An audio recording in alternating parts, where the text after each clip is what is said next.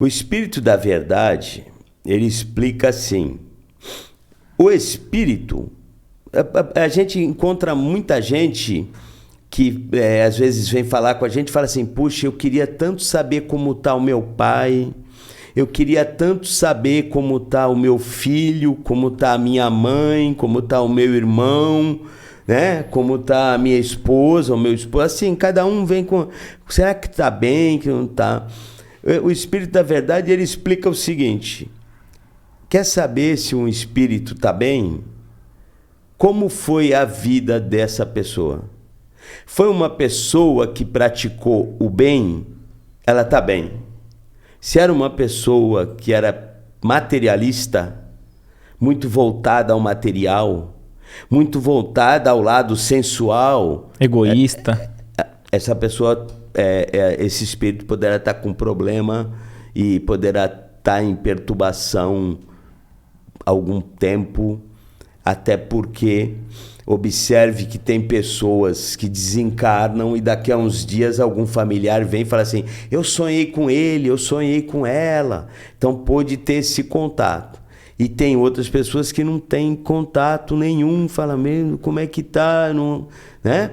E isso é muito complicado, muito complicado. Tem um amigo meu que ele desencarnou na família dele, a irmã, a mãe e o pai. Ele ficou sozinho. Hoje ele tem os filhos, mas ele está sozinho, ficou sozinho daquela família de origem. E ele conta que ele ia em vários lugares ver se recebia uma psicografia, alguma mensagem, alguma coisa, e nunca acontecia. Um belo dia ele foi num lugar e aí a pessoa fez lá umas perguntas e anotou, e depois ele recebeu uma mensagem. Ele não acreditou. Por quê? Porque enquanto ele não passou pelo questionário, nunca vinha mensagem. A partir do momento que ele foi lá e contou alguns detalhes, ele recebeu uma mensagem. Ele ficou incrédulo com aquela mensagem, né?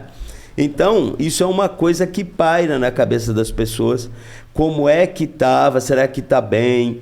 E o Espírito da Verdade, ele é bem claro nisso. Uma pessoa que muito vivendo na materialidade, muito material, ela vai ter um pouco de dificuldade na hora que estiver desencarnada. A pessoa espiritualizada, não estou falando espírita, estou falando uma pessoa espiritualizada. Pode ser uma evangélica protestante, uma católica, um ateu, um espírita, não importa. A vida que a pessoa levava, uma vida no bem, na caridade, esse espírito será amplamente amparado.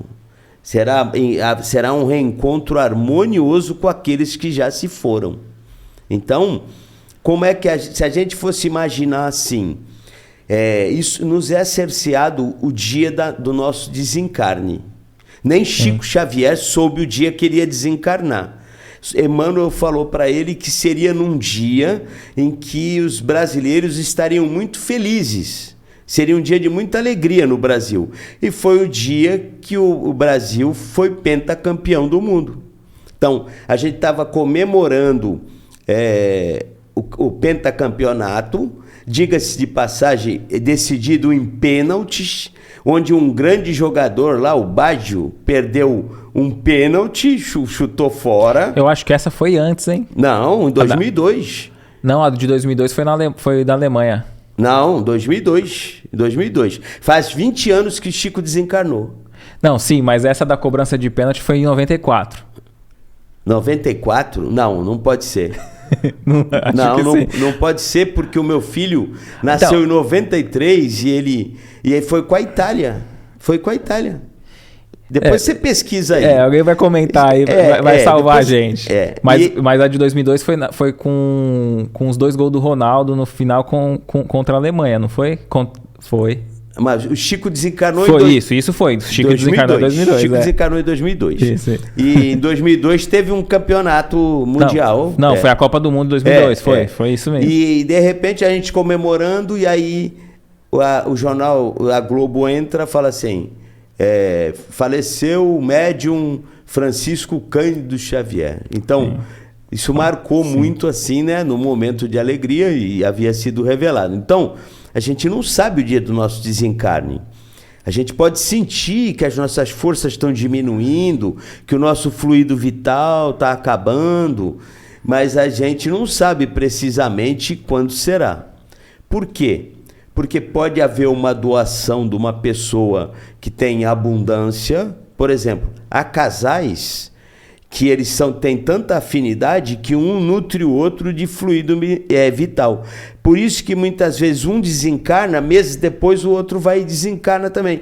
Os dois é que se mantinham. E a gente vê isso com certa frequência até, né? Exatamente. Isso é muito, muito sério, né? Porque eu já vi casos assim da pessoa falar assim... fica aí nessa vida, não morre, não sei o que, de repente a pessoa morre, meses depois, quer dizer, mal sabia a pessoa que estava falando isso, que dependia daquela energia que estava ali também, né? Então, como a gente não sabe, é aí que a gente perde as oportunidades, porque a gente acha que vai viver para sempre, que a gente vai estar encarnado para sempre. Então, amanhã eu ligo, amanhã eu vou, amanhã eu faço uma visita, amanhã eu mando flores, amanhã eu mando presente e vai passando. Legal esse corte, né? Coloca aqui nos comentários o que você achou desse vídeo, sua opinião. E lembre-se de marcar aquele amigo querido que você sabe que vai se interessar por esse tema. Para você acompanhar o episódio completo, é só pesquisar Recomeçar Podcast Espírita. Se ficar alguma dúvida relacionada ao espiritismo, é natural. Procure ler as obras de Allan Kardec.